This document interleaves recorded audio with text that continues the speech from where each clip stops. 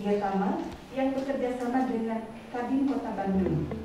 Salah satu metode yang harus kita lakukan sekarang gembor-gembor bahwa yuk kita saling jual dan saling membeli, dibanding saling membeli dan saling menjual. Dan ini bisa dilakukan, pertama dari dunia kampus.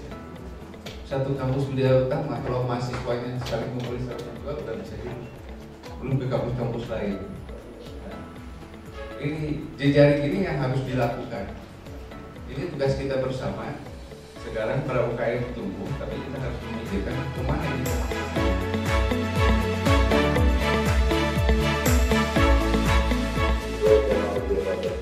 Pandemi COVID-19 terdapat pada UMKM.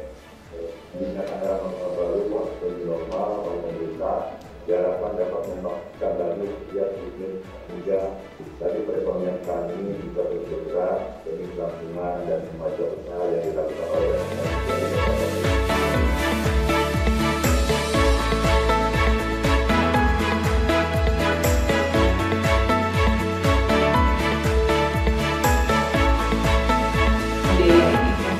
investasi kepada koperasi dan penjaminan modal kerja, serta ada PPH final UMKM yang ditanggung.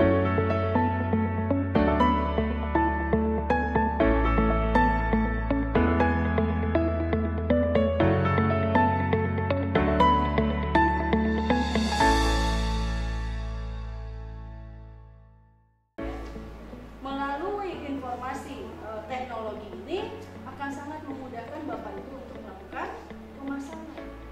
Jaringan berarti sekarang networking yang harus Bapak Ibu kuasai.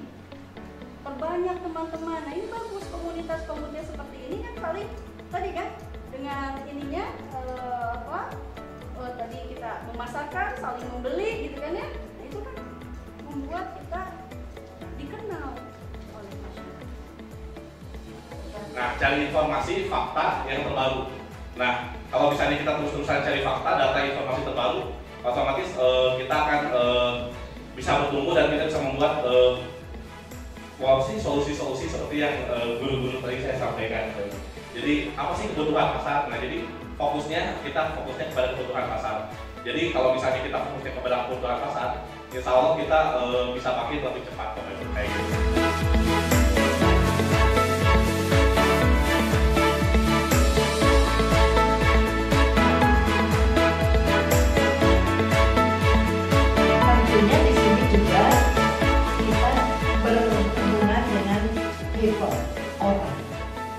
PayPal itu memang harus diutamakan karena kita menjual produknya kita ada, tapi kalau produk ada tentunya harus ada pasarnya. Alhamdulillah pelaksanaan PKM dari 4 klaster ya sudah dilaksanakan dengan sangat antusias sekali, terutama dari peserta yang demikian di luar dugaan. Kita asalnya hanya mengundang 25-30 orang, tapi kenyataannya antusias daripada para pelaku UMKM itu sampai 50 orang lebih. Nah, itu menandakan bahwa mereka itu sangat menunggu kehadiran daripada institusi ya dalam memberikan ilmunya. Jadi dari mereka realnya di lapangan dengan ilmu yang dari institusi itu mereka sangat mengharapkan sekali. Dan itu sudah sambutannya mereka itu banyak yang bertanya dan juga banyak yang di luar pada saat diskusi, tetapi mereka menginginkan adanya kesinambungan dilaksanakan semacam ini gitu ya. Nah itu kami sangat menunggu sekali ya, menunggu momen-momen yang akan datang PKM dilaksanakan dengan skop yang lebih besar. Mudah-mudahan di pandemi ini bisa terlaksana dengan peserta yang lebih banyak.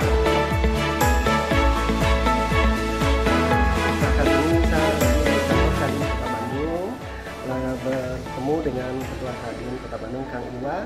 Kita akan bahas sedikit tentang Gerakan Ekonomi Bandung Bangkit, sebuah kegiatan yang diinisiasi oleh Kadin Kota Bandung untuk membangkitkan para pelaku UMKM yang selama ini terdampak kepada pandemi COVID-19.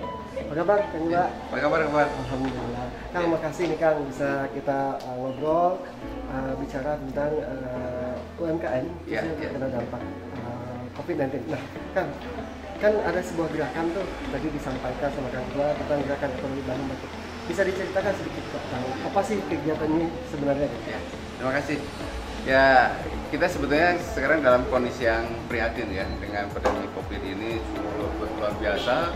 Ini memukul perekonomian baik regional maupun ini global juga kan. Sehingga ini harus ada suatu gerakan gitu ya. Untuk kita jangan larut, jangan ini, tapi harus ada gerakan juga kita bangkit lagi gitu dalam kondisi sekarang. Sehingga kami sama kawan-kawan merumuskan yang namanya gerakan ekonomi Bandung Bangkit. Dan mudah-mudahan dengan gerakan ini kita bisa melakukan sesuatu dengan keterbatasan gitu ya. Nah, kita harus tetap yang namanya pengusaha, yang namanya UKM semuanya dia punya inovasi, ya, punya semangat untuk terus berjuang. Saya yakin dalam kondisi kepepet yang namanya pengusaha UKM semuanya bisa survive ya. Kang, kalau bicara tentang Kadin sendiri misalnya, Kadin kan bukan badan pemerintah. Iya, iya. Nah, apa sih yang sebenarnya nanti diharapkan dari UKM ini sehingga ada korelasi antara Kadin dan UKM? Ya. Sebenarnya kalau Kadin itu kan produk Undang-Undang 187 ya. Ya. Itu undang-undang dan ini salah satu sebagai lokomotif dunia usaha ya, kita sebagai pembinanya daripada para pengusaha, termasuk UKM juga kan pengusaha. Sehingga bagaimana kita para UKM ini meningkatkan stratanya gitu ya, yang dulunya mikro jadi kecil ya, jadi menengah, itu tugas kita. Tapi masyarakat juga diimbau kepada kawan-kawan semuanya, yuk kita mulai berusaha ya. Apalagi kita ingin bahwa Bandung sebagai kota entrepreneur ya, jadi para pengusaha itu muncul dari kota Bandung, sehingga ini harus dirumuskan bersama gitu. Harus ada gerakan-gerakan yang masif gitu. Nah, berhubungan dengan acara kita hari ini Kang, PKM pertama bagaimana pengabdian kepada masyarakat ya. Nah, bagaimana Kadin melihat adanya pihak kampus mendukung para UKM dan menjadi salah satu bagian daripada gerakan ekonomi Bandung Bangkit. Dan ini sebetulnya gini, kondisi sekarang ini harus kolaborasi ya, dengan pentahelitnya, dengan apa itu harus dilakukan, termasuk dengan dunia akademis ya, dengan pengabdian masyarakatnya, dan ini harus dilakukan. Dan kita tidak bisa ego, ini Kadin, ini Pemda, ini akademis, ini media, enggak. Jadi kita sama-sama memanfaat untuk masyarakat, terutama untuk masyarakat Kota Bandung ya, sehingga mereka bisa bertahan. Karena saya selalu, siapa yang duluan sekarang bangkit, siapa yang duluan start, itu yang jadi pemenang. Nah, saya harapkan kepada kawan-kawan para UKM pengusaha, yuk kita start, kita bangkit. Kita yang harus lebih duluan. Harus ya Kang ya? Ya harus. Terakhir Kang, bagaimana nih Kadin mengajak teman-teman dari pentahelix yang lain ya, kampus-kampus yang banyak di Kota Bandung Kang, perusahaan-perusahaan, komunitas, dan gitu juga media untuk mendukung program PEBD ini Kang, gimana Kang? Ya sebetulnya kita selalu kerjasama ya dengan dunia ini, karena terus terang aja yang namanya mahasiswa, dunia kampus itu harus tetap juga mengenai di masyarakat ya dengan pengabdiannya, sehingga sebetulnya ini saling membutuhkan. Jadi potensi-potensi ini saya berharap ke depan juga ada penelitian-penelitian dari dunia kampus ya, untuk masyarakat khususnya membedah atau istilah forensik UKM gitu ya, apa yang terjadi UKM, apa stimulan apa yang harus tepat gitu untuk membangkitkan UKM, sehingga ini semuanya tepat dan ada nilainya gitu kan. Nah, saya yakin dunia kampus itu bisa mengolah lebih jauh lagi, bisa melakukan sesuatu, menciptakan sesuatu untuk ekonomi supaya lebih bangkit lagi. Kita mau tanya gimana nih selama pandemik ini dapur gigi bisa bertahan? Ada kiat-kiatnya nggak nih? Langsung dijawab sama. Halo teman-teman, nah, kebetulan saya dari Bidata juga, saya angkatan 2005 dan lulus 2011, kalau teteh 2011 ya. Nah, pertanyaannya pas waktu kemarin kita menghadapi COVID. Nah, tentu saja itu nggak ada yang siap ya, karena tiba-tiba banget gitu ya, semuanya pada terjadi COVID, otomatis kita nggak akan siap teman-teman. Nah, di situ pun untungnya saya memang awalnya bisnisnya memang bisnis online teh. Nah, jadi dengan online itu memang tidak terlalu dampak teman-teman. Jadi dampaknya mungkin hanya sekitar 30%-nya untuk awalnya. Nah, tapi teman-teman pas waktu kondisinya semakin parah, itu bisa sampai turun sampai 30%. Tapi itu pun masih untung deh, karena yang sedihnya adalah teman-teman saya yang lain terpaksa tutup secara total deh. Nah, gimana caranya kami untuk bisa bertahan? Kita harus fokus dengan kebutuhan market. Nah, marketnya ingin apa? Nah, kita menyiapkan produk yang paling cocok dengan market.